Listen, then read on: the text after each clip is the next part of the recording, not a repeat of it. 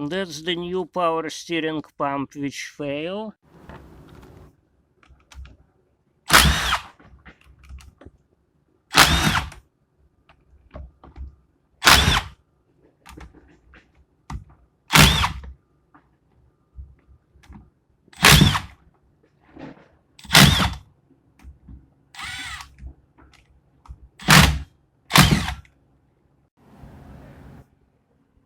So this is the pump taken apart.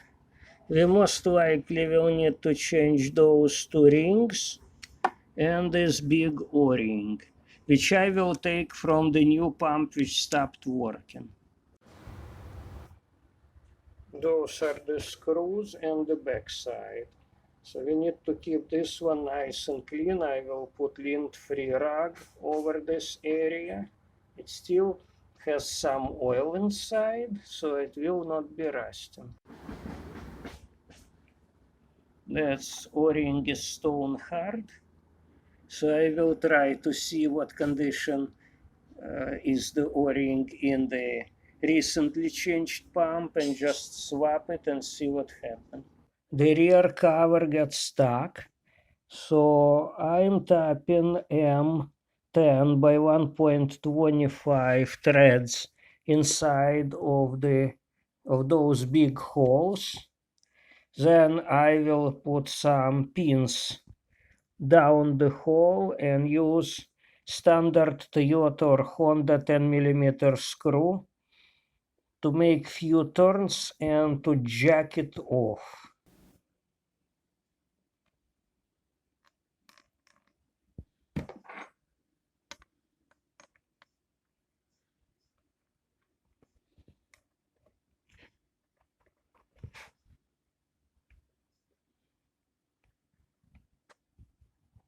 Yeah, so it's working, it's pushing it up. Now I need to switch it to the opposite hole.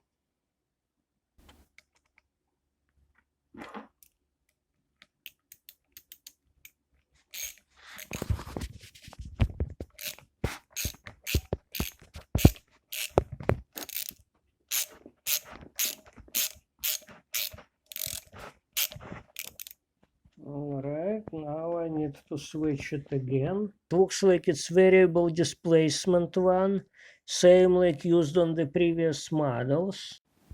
So after some exercise, I managed to remove the pressure control valve plug and took the pressure control valve. It comes out this way.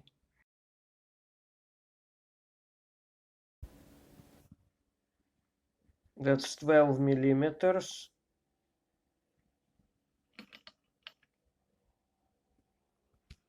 Shouldn't be too tight. It's not the nut.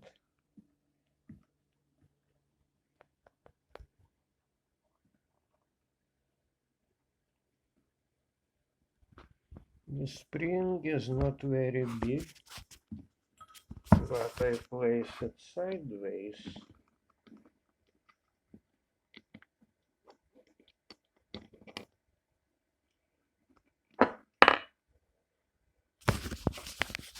The spring is released and came out. That's the variable flow control spring and the head. Special bushing with internal 12 millimeter hex.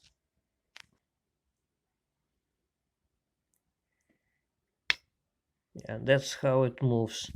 So this seal, vertical seal, Teflon outside. Here we go. Teflon outside, rubber inside, moves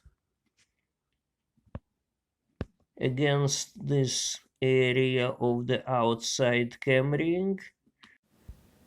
After taking the O-ring, I was able to remove rotor with the blades and then took the entire shaft out. It tends to rust at the very end, which may cause the oil leak. There is some wear on the shaft itself, but it's still smooth because it's only 5-year-old pump. Inside of the housing, there is no bearing, only seal. There is bushing inside, but no ball bearing like it used to be on the previous generation pumps. So if it leaks outside, the whole pump needs to come out. It's no longer easy like it used to be before. And also the whole thing need to come apart up to this point. But the good thing, you may do it without disturbing the vertical seals on the variable output housing. Once it's done, you just pick up the seal and change it very easy. For now, I place the snap ring right here, so it won't get lost.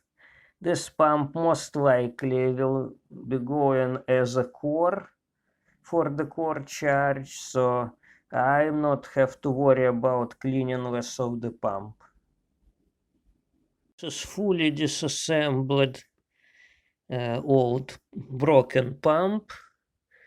Yeah, so otherwise this is unacceptable condition, but if you want to rebuild it, it's supposed to be spotlessly clean place, and instead of this rag you have to use lint-free wiping material.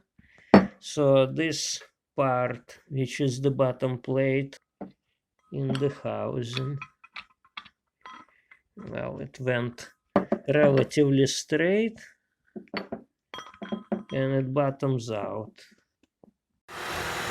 That's the old pump after changing the several seals and gaskets. The front seal seems to be dry. Let me turn the steering wheel. No sound. Little bit of sound, which is fine because this pump technically has 200, let's see, 225,000 miles. How quiet it is. Some sound. Because pump is old. With new seals. Yeah, it still will make noise at the ends because it's old. So let me stop it and see if it leaks anywhere. So far, quiet, no noise from here. And believe it or not, little bit of seepage on the back, but when we're gonna get an O-ring, we will change it.